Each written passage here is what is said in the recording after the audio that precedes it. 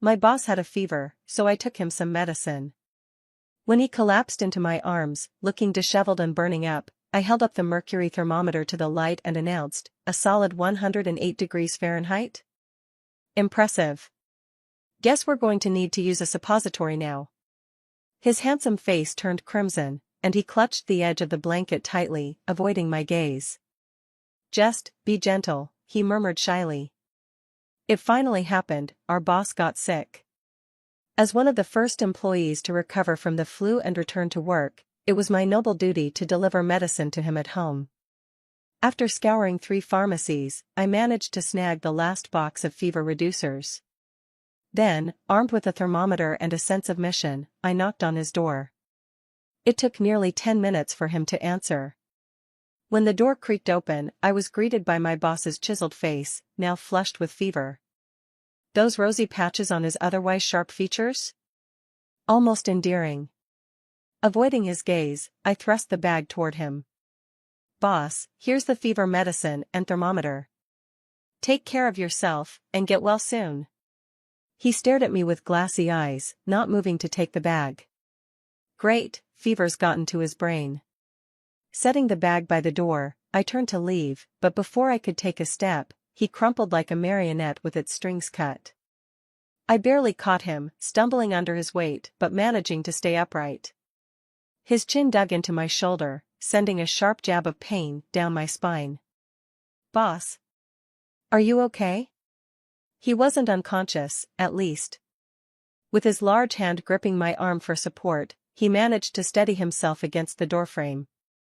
His fever-bright eyes squinted at me as he tried to speak, his voice so hoarse it was barely audible. My heart skipped a beat. God, if he recovers, will he kill me just for seeing him like this? I wanted to bolt, but my conscience wouldn't let me. What if he passed out again and cracked his head open on the floor? Losing my job would be bad enough, finding another in this economy? No, thanks. So I swallowed my reluctance, helped him to the couch, and set the bag of medicine on the table. Pouring him a glass of water, I handed him the thermometer. "Let's check your temp." When the result came out, I nearly choked. 108 degrees Fahrenheit? Are you trying to set a new record? The boss, barely able to keep his head up, downed the water I gave him before sliding off the couch like a melting candle. His loosely tied robe slipped open, revealing just enough of his toned abs to make me swallow hard. The fever might have robbed him of his strength, but his physique? Still on point. Of course, with the way he was sprawled out, he was bound to catch a chill on top of everything else. "Boss, you'll freeze like this," I muttered, gingerly adjusting his robe. My fingertips brushed against his skin, and he shuddered slightly, cracking one eye open. Startled, I pulled my hand back as if burned. Sorry. Just, your chest is really warm." "No, wait, I meant abs. I mean, your face looks like a really red rose?"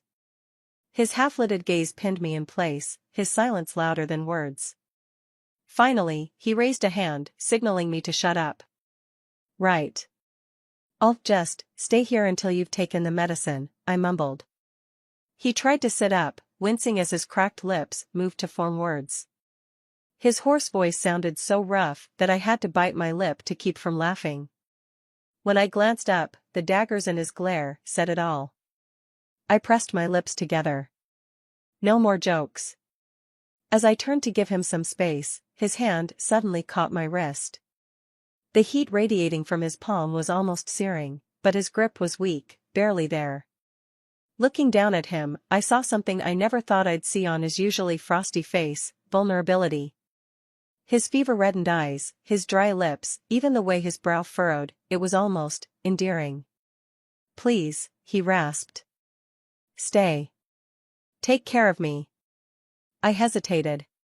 It wasn't like I was his assistant.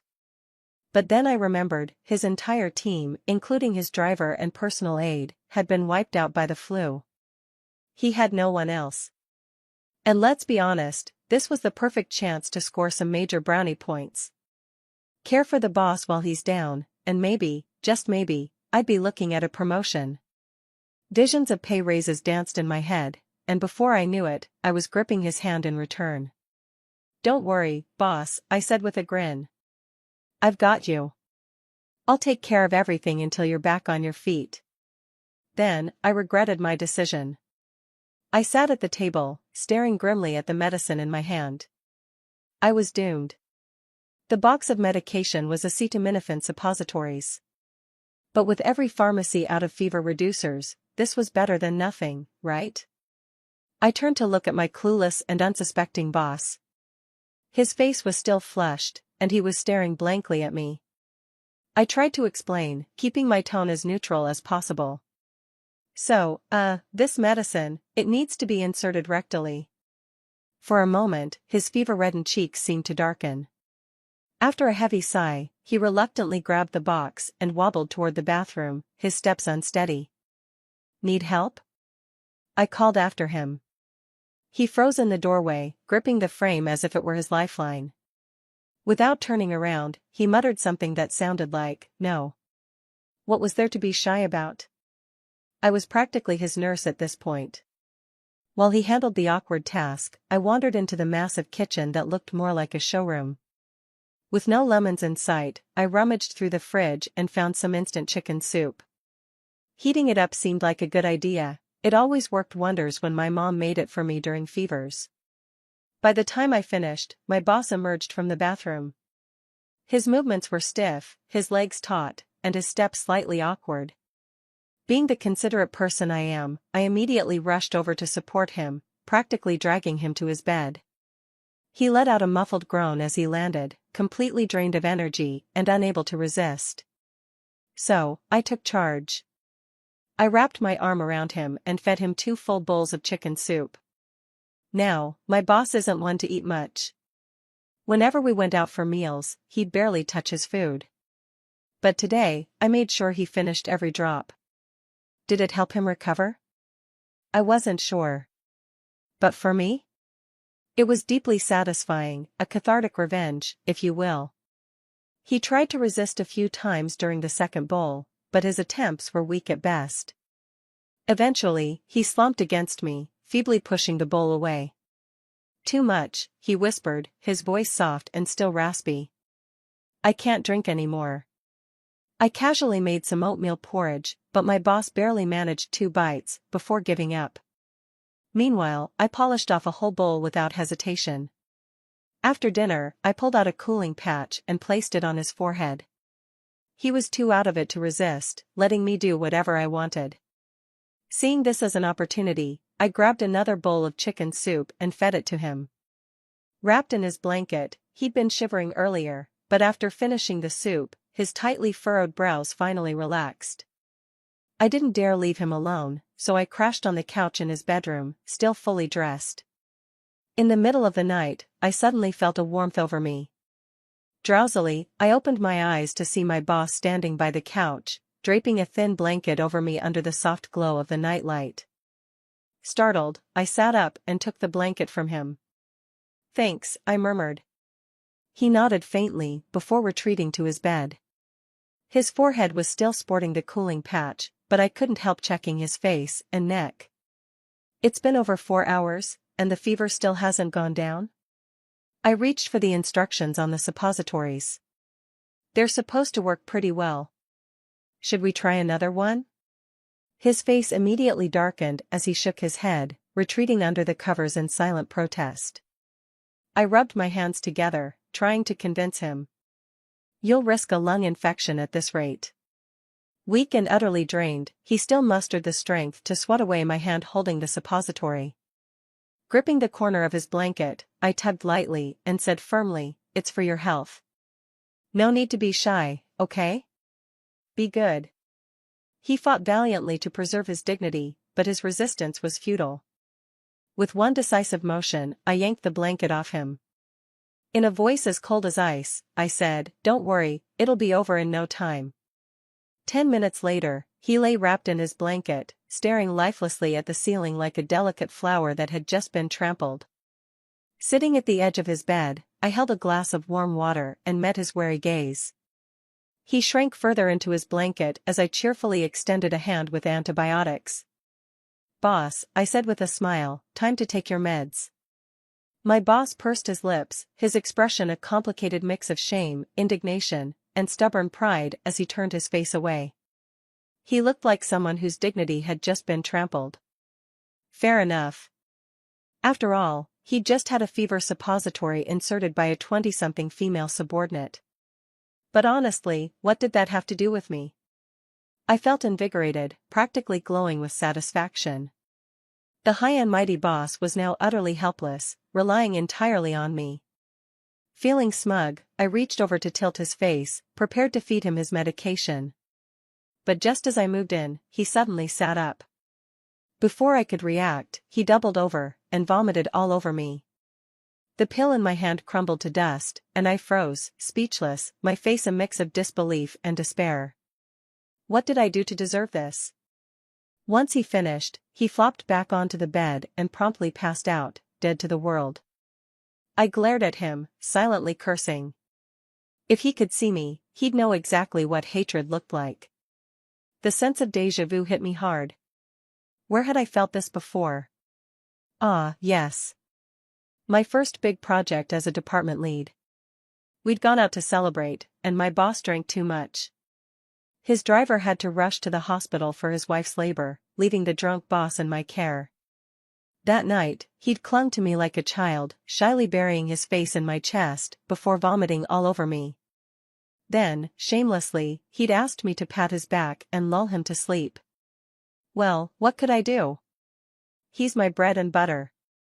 I sucked it up and did as I was asked. Sighing, I resigned myself to my fate once more. I wiped off the mess on me as best I could and ran a cleaning machine over the carpet. When I returned to the bedroom, the boss was awake, leaning against the headboard.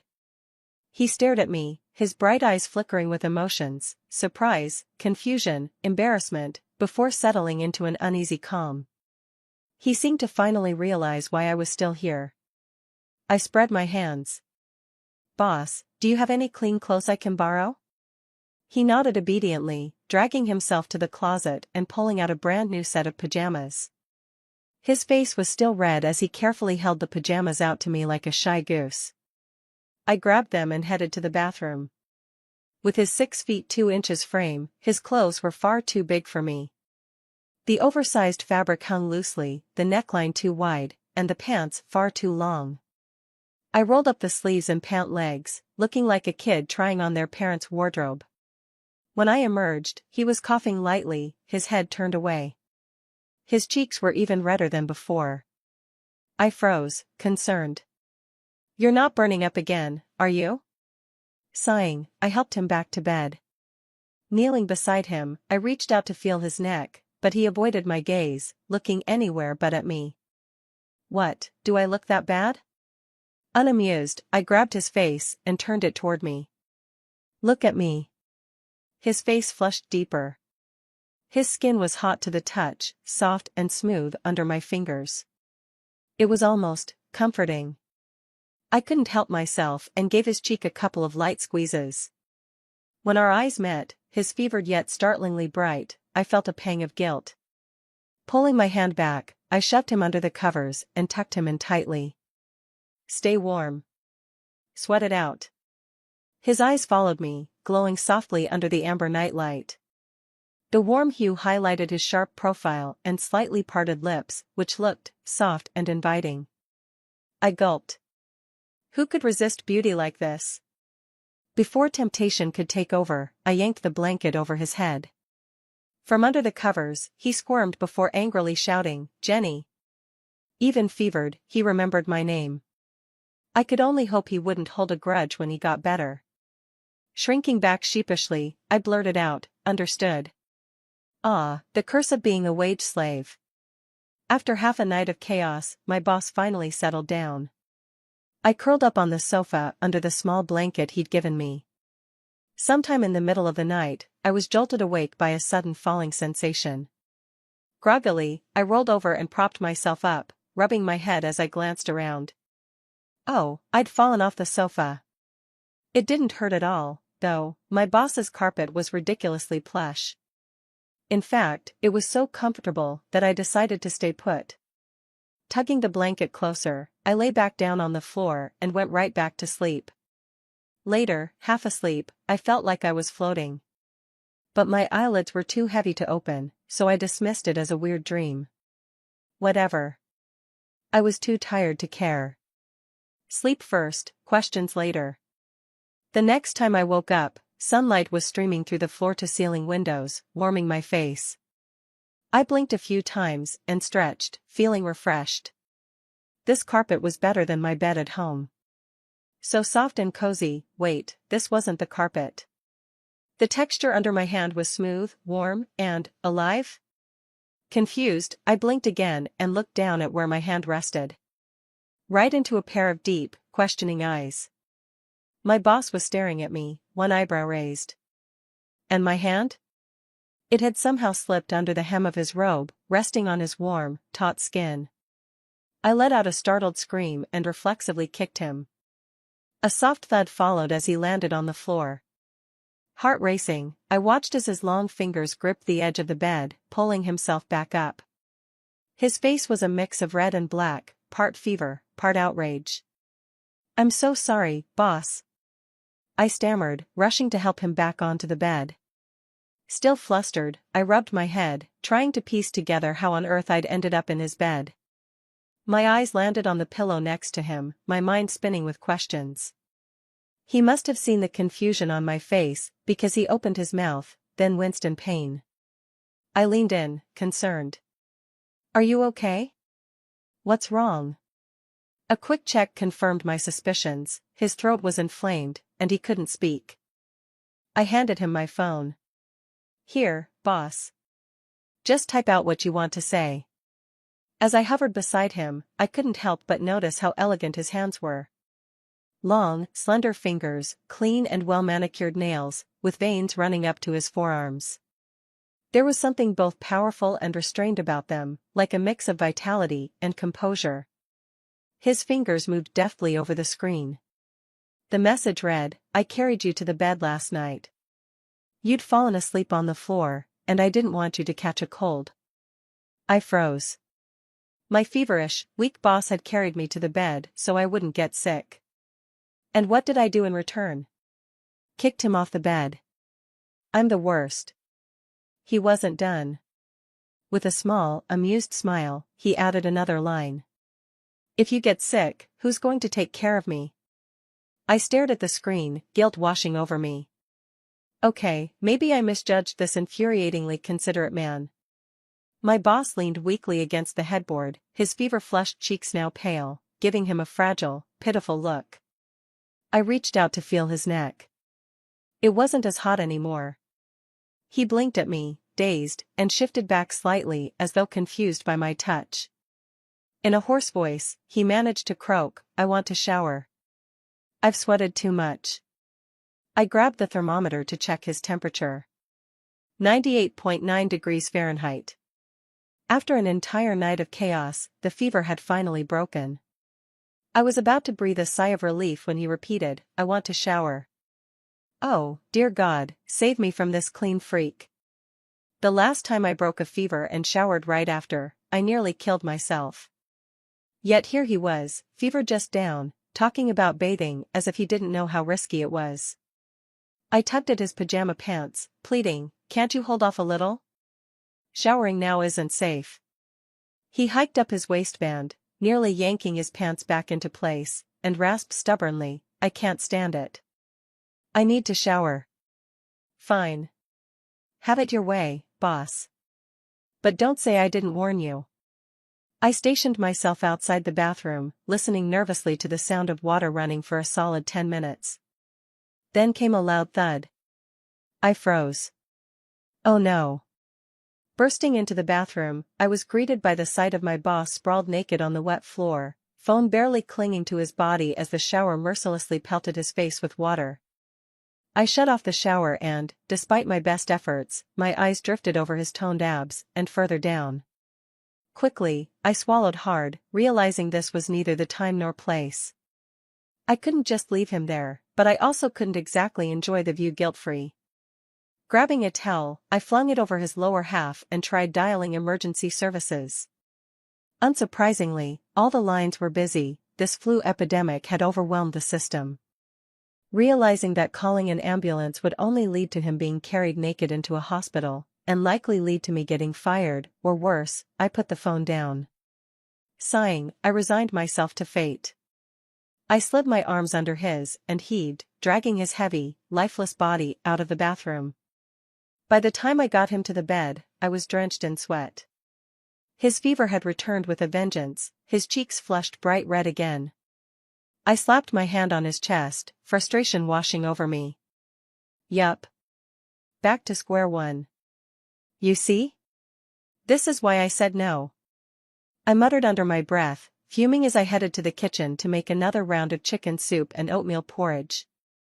I took the opportunity to fry up a steak for myself, too.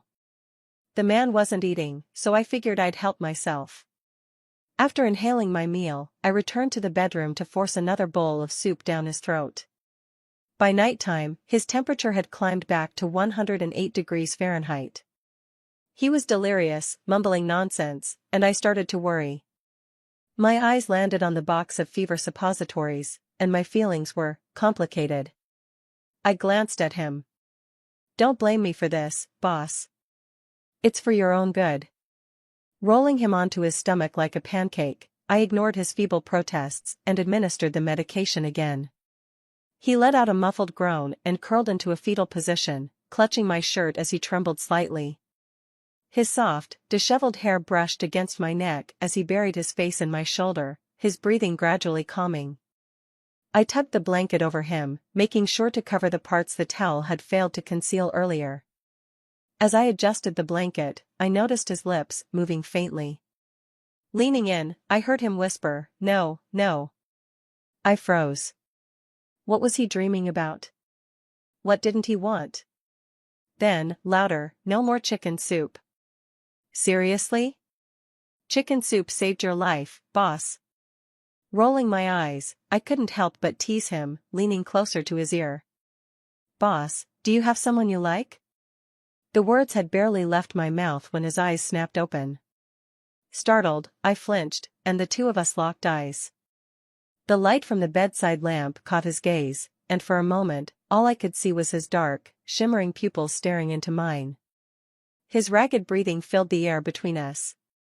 His expression softened, his eyes glistening like a helpless deer's. Panic surged through me, and I scrambled off the bed, crawling to a safe distance. Snap out of it.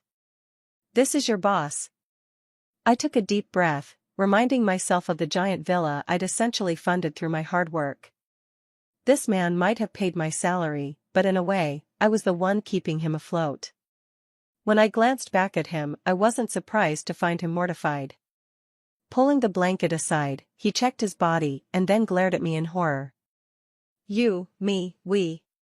Relax, boss, I interrupted. I saved your life, and then nothing else.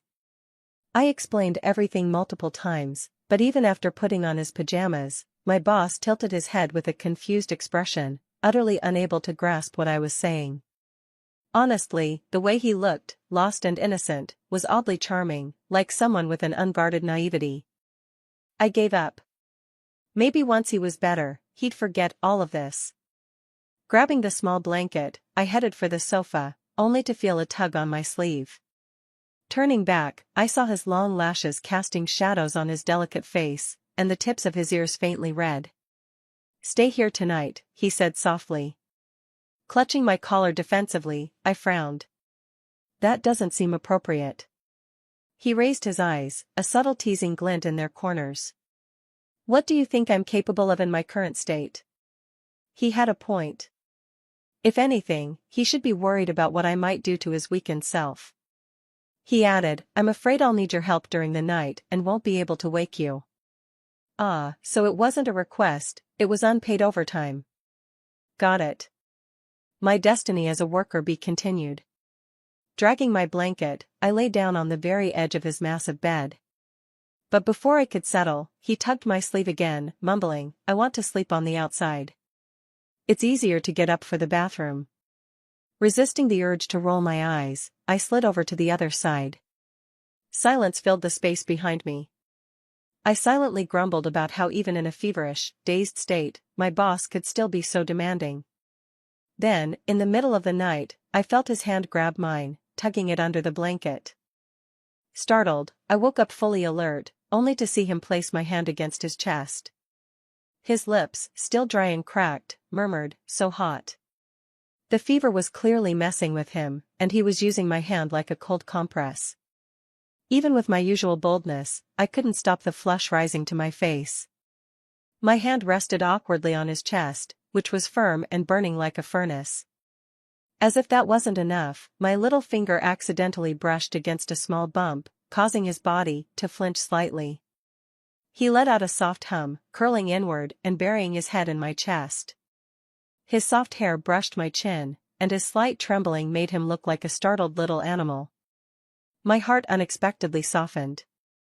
Unable to resist, I patted his head gently, stroking his hair, before sitting him up to force down another bowl of chicken soup. Once finished, he flopped back onto the bed, utterly drained, lying stiffly as though the soup had sapped the last of his energy. Thanks to the massive bowl of chicken soup I forced down his throat, my boss's fever finally broke in the middle of the night. I slept soundly and smugly, basking in my triumph. When I woke up, however, I discovered myself sprawled across his chest, my face pressed against his firm pecs, and, worst of all, a damp patch of drool staining his pajamas. I silently withdrew my hand, quickly retreating to my own pillow like nothing had happened. By the time my boss got up to wash and later leaned against the headboard scrolling through his phone, he looked much better. His energy was returning. It was my cue to make a graceful exit. Grinning broadly, I said, "Boss, you're almost fully recovered. I think it's time for me to leave in." A thunderous coughing fit interrupted me. My boss pressed the back of his hand to his mouth, coughing so violently it looked like he might pass out. Panicking, I rushed to pat his back. He collapsed against my shoulder, his trembling chest sending shockwaves through my body. In his weakened state, his lips brushed against my neck. They were soft, burning hot, and entirely accidental, but that didn't stop a strange flutter from racing through me. "Oh my God, Jenny, stop it. He's sick." I gently patted his back, feeling an odd tenderness toward him. Poor guy, he really was delicate, like a wilting flower. After a long bout of back patting, his coughing finally subsided. But now he looked even more drained, slumping against the headboard, his face pale and frostbitten in expression. In a raspy voice, he muttered, "You can go. I'll be fine." His eyes dropped to the floor, and his lips pressed into a thin, pitiful line, as if he were the picture of abandoned misery. I stared at him. "What do you mean? If you die, who's going to pay me?" His eyes brightened at that, and his lips curved into a faint smile. Reaching for a check on the nightstand, he scribbled his signature and handed it to me. Leaning back against the pillows, he smiled softly, the pallor on his face gaining a hint of color. "Then please continue taking care of me until I'm fully recovered." I glanced at the check and froze. $30,000. Was this a joke? "Sure thing, boss. Don't worry, I'll take excellent care of you." "Thank you so much." "Are you kidding me? For $30,000, I'd take care of him until he was running marathons." Ha ha ha. What was that sound? It wasn't me, and it definitely didn't match my boss's hoarse voice. I glanced around, confused, and caught sight of my boss's face darkening. He grabbed his phone, and there, on the screen, was the radiant face of a well-dressed middle-aged woman, laughing cheerfully. My boss sighed in exasperation and muttered, "Mom." "Mom?" I blinked in shock. When did he start a video call? He silently mouthed to me, "Accidental touch." On the other end, his mother was practically glowing with excitement. "I heard you were sick, so of course I called to check on you. I was so worried. But look at you, you've got someone taking care of you. Ma'am, I can see you winking at your son. Alright, enough chit-chat. Hand the phone to your girlfriend." "I haven't met her yet." "Girlfriend? Who? Me?" My boss pinched the bridge of his nose, utterly defeated. Mom. No excuses. Do it now. With a helpless chuckle, he handed me the phone. I stiffly took it, giving the camera an awkward wave. Hi. His mother, upon learning I was the one taking care of him, was deeply moved. She started asking about my family, background, and nearly everything else about my life. Honestly, I felt like the only thing missing was me handing over my bank card PIN. Finally, my boss had enough and grabbed the phone back. Just as he ended the call, I caught his mother's last enthusiastic declaration, "Son. True feelings shine in tough times. Hold on to this girl, I approve." I swear I heard a soft from somewhere nearby. Must have been my imagination. Boss's mom clearly misunderstood the dynamics here. She probably thought I harbored some secret admiration for my boss. But let's be real. It's not about true feelings in tough times. It's about $30,000 keeping this professional relationship rock solid, no room for betrayal or heartbreak. Once my boss's fever subsided, taking care of him became much easier. My responsibilities were reduced to preparing dinner, and after that, I had time to read, exercise, and finally enjoy my own life again. This time, I handed him the thermometer. He obediently took it, measured his temperature, and confirmed that there was no fever. I let out a relieved sigh. 3 more days passed, and the food delivery system was back up and running, though still a bit slow. Swapping the coffee in his hand for chicken soup, I reminded him, drinking coffee now could increase your risk of myocarditis. He nodded and took a big gulp of the soup without complaint. Judging by his usual disdain for food, he was probably going through the taste loss phase. Curious, I ventured, "Boss, since you're doing fine now and delivery services are back, I think it's time for me to head home. It's been a while since I've been there." His thumb froze mid-turn of the book he was reading. Without so much as a glance in my direction, he gave a faint, dismissive hum. "Great. I'm free." A week later, I walked into the office with a coffee I'd picked up for my coworker Kathy. After clocking in, I spotted a familiar shiny black Bentley parked at the company entrance. Inside sat my boss, dressed sharply in a perfectly tailored suit. The half-lowered window framed his chiseled jawline, the sunlight gliding over his high-nosed bridge before landing in his piercing, deep-set eyes. Those eyes, which once gazed at me with a soft, vulnerable intensity, now seemed like a distant memory, a trick my mind had played. As the car window rolled up, he vanished entirely from view, leaving me standing there with my hand half raised in a wave that I slowly let drop to my side. It was strange how, in just a few days, the man who had once lain weakly in my arms now seemed so far away. Like a completely different person. An inexplicable feeling weighed on me, a faint sense of loss that left me with no appetite. I glanced down at the coffee and pastry in my hands, wondering if he'd had breakfast. Returning to my desk, I tried to focus on work, but something was different lately. My workload had inexplicably doubled, and every day felt like a marathon. Slamming another stack of files onto my desk, I muttered, "I can't take this crap for another day." Yet, moments later, I bent down to pick everything back up, muttering under my breath, "Gotta make money, gotta make money." Life went on as usual, except for one noticeable change. The boss I used to see maybe twice a month was now everywhere. But he wasn't the same. Every time we crossed paths, his expression was icy, exuding a cold, distant aura that seemed to push everyone away. More than once, I caught him pretending not to see me. His tall, commanding figure would stride past, his broad shoulders and tapered waist encased in a sleek suit, and those long, straight legs moving with purpose. Kathy sidled up to me, her eyes sparkling with admiration. "Our boss is like something out of a movie. I can't imagine who could ever be lucky enough to end up with a man like him." I stared at his retreating figure, a pang of melancholy settling in my chest. Walking to the water cooler, I muttered under my breath, "I've spent a night with him, and honestly, his was not good in bed." From the corner of my eye, I saw his stride falter, and his figure swayed slightly, as if he'd almost tripped. Faced with my boss's refusal to acknowledge me, I was at my wit's end. How was I supposed to bring up the topic of promotion and a raise if he pretended I didn't exist? Was I destined to stay in this position until retirement? Determined to fight for my future, I intercepted him in his usual path through the office. "Boss, hello," I greeted. His eyes flickered slightly before a strange smile tugged at his lips. "Do we know each other well?" "Seriously? We've shared a bed, what do you think?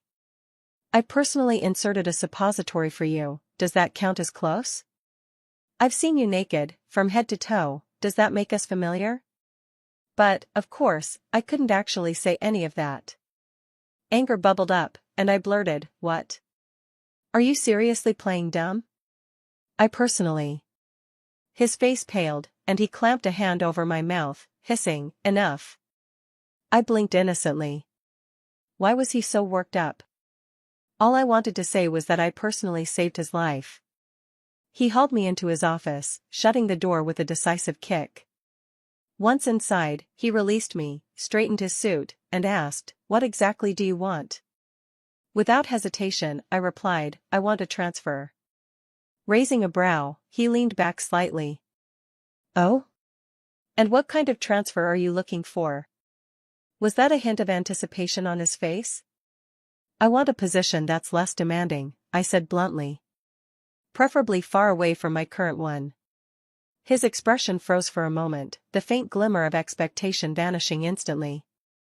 He schooled his features into cold indifference and said, "Fine. Pack your things. Your transfer notice will be ready shortly." I happily packed up my desk, only to find out later that afternoon that my new position was in the administrative department, right next to his office. Unbelievable. This was betrayal. While I no longer had to pull all-nighters for projects, I was now stuck drafting endless meeting documents. In my spare time, I had to learn how to make latte art for his coffee. After 2 days of this nonsense, I'd had enough. Storming into his office with a thermos in hand, I slammed it down on his desk. He looked up from his paperwork, one brow raised, and took the thermos. The moment he opened it, his face contorted as the smell hit him. "It's chicken soup," I said cheerfully. "Your life-saving miracle cure. Remember?" Silently, he closed the lid, his expression making it clear that his taste buds had fully recovered. "Boss," I continued, "have you eaten yet?" Leaning back in his chair, he replied without hesitation, "No." "Not even lunch?" I glanced at the clock, it was already 3 p.m. "Skipped breakfast too," he added nonchalantly. I was furious. After recovering from the flu, a regular schedule and proper meals were essential for recovery. He was undoing all my hard work. I immediately ordered takeout from a restaurant downstairs. It arrived quickly, and I unpacked the meal, placing it in front of him. Stuffing the chopsticks into his hand, I said, "Work can wait. Eat first." To my surprise, he quietly complied, his eyes softening as he ate. For once, he looked almost gentle. After a few bites, he asked, "Don't you have anything else you'd like to say to me?" I jumped at the chance. "Yes, I want out of admin. Please transfer me back to my old position." He smirked slightly. "I think you're doing great here. I'll even give you a bonus." "Money isn't everything, boss," I retorted. "I can't take another minute in admin." He sighed deeply, fixing me with an intense stare. "Anything else?" I scratched my head, unsure of what he wanted. No?" My cluelessness seemed to snap something in him. With frustration written all over his face, he exclaimed, "You've touched me, held me, seen everything, aren't you going to take responsibility for me?" Before I could respond, I caught a glimpse of movement at the door. Panic surged as I turned, but it was too late. Standing there was Mike, the VP, his hand frozen on the doorknob. His expression was a masterpiece of disbelief, confusion, and barely suppressed laughter. After an awkward pause, he quietly shut the door. "Sorry for interrupting." Oh no. This was bad. Mike was a notorious gossip. My reputation was as good as gone. I stared at the closed door, imagining the office rumors spreading like wildfire. Defeated, I sighed, "Boss, you've ruined me." He looked down at me, his gaze unreadable, before his hand settled firmly on my waist. A flicker of something complicated crossed his face, and he sighed heavily, his voice tinged with exasperation. "Jenny, you're impossible." I took a week off, not because I was afraid of office gossip, but because my parents' house was being torn down, and we were given just a month to move out. The two of them decided to go on a vacation, leaving me behind with 2 blind dates they had arranged before their departure. With nowhere to stay, I started searching for a rental. The places near the office were ridiculously expensive, and the cheaper ones were in sketchy neighborhoods. Despite visiting multiple real estate agents, I couldn't find anything suitable. By Friday evening, I had just wrapped up my second blind date. The guy seemed nice enough and even offered to drive me home. After waving him goodbye, I stamped my feet to shake off the cold. The motion sensor light flickered on, illuminating the entrance, and the tall figure standing there. I stumbled back in shock, nearly falling to the ground. The man lifted his head, his sharp features catching the faint glow of the light. His expression carried a hint of hurt. Before I could react, he closed the distance between us in 2 swift steps, grabbed my wrist, and pinned me against the door. Like a wall, he loomed over me, his arms trapping me in place. One hand pulled at my scarf, leaving me no escape as I met his deep, dark eyes. In his gaze, I saw my reflection, rippling like a stone breaking the still surface of a pond. His eyes softened briefly before he pulled me into a firm embrace. Bending down, he rested his chin on my shoulder, his warm breath brushing against my ear. "Finally, I found you," he murmured, his voice carrying the weight of relief and something deeper. His chest pressed against me, his heartbeat strong and erratic, as if it had just been set free. My own heart raced, hammering against my ribs as I instinctively clutched the fabric of his coat.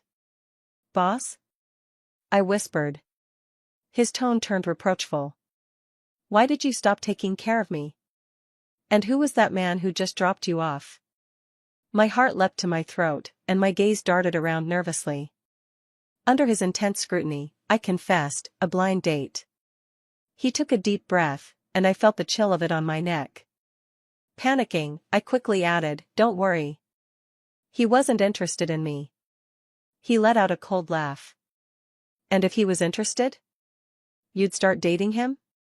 The air around us grew tense, his presence radiating a subtle yet undeniable danger. I wished I could slip through the doorframe to escape.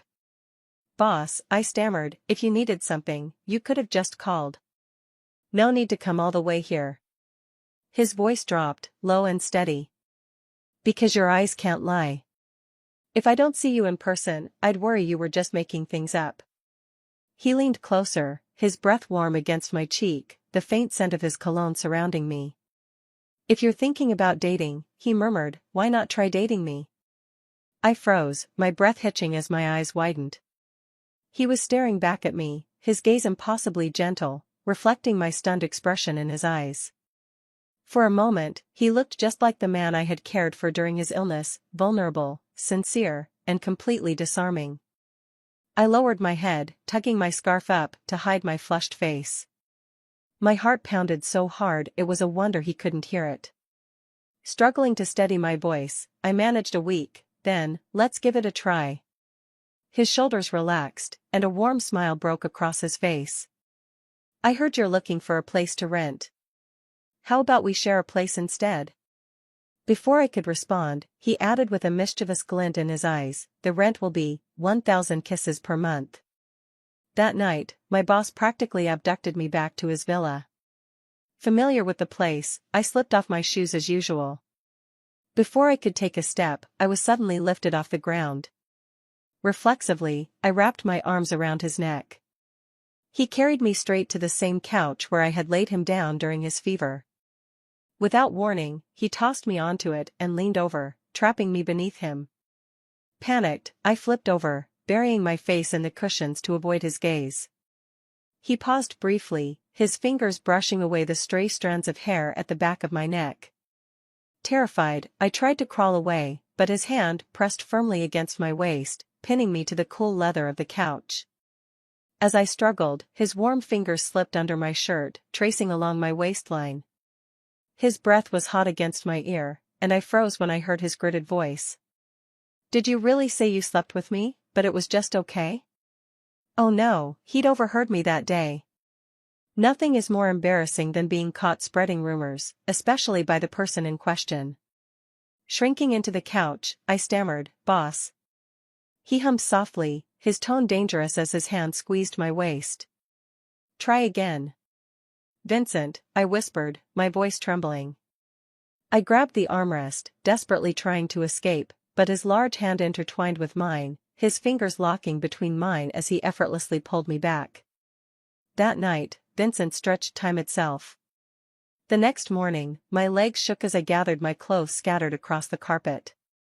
In the kitchen, Vincent was frying eggs and bacon, calling me to join him for breakfast. Sitting at the table, I couldn't get comfortable no matter how hard I tried. To make things worse, he insisted on driving me to work. I waved my hands frantically, assuring him I'd take the subway instead. But Vincent wasn't having it. He wrapped his arm around my waist, guiding me firmly into the passenger seat. With a click, he secured my seatbelt, his nose brushing against mine in the process. I swallowed hard, holding my breath. He chuckled softly and leaned in to press a kiss at the corner of my lips. Leaning back against the car seat, I could hear the pounding of my own heartbeat, so loud I was afraid he'd notice. When we arrived at the office, it was peak rush hour. Colleagues bustled around the entrance. I spent an eternity mustering the courage to get out of the car, but Vincent eventually shooed me out. Covering my face, I bolted for the building as fast as I could, the Bentley behind me attracting far too much attention. By mid-morning, the entire company seemed to know. Kathy's eyes sparkled with curiosity as she approached me. "You came with the boss this morning?" Keeping my face stoic despite my hoarse voice, I said, "Overslept. Ran into him and hitched a ride." Her enthusiasm deflated for a moment, but she quickly perked up again, noticing my voice. "What happened? Your throat sounds awful."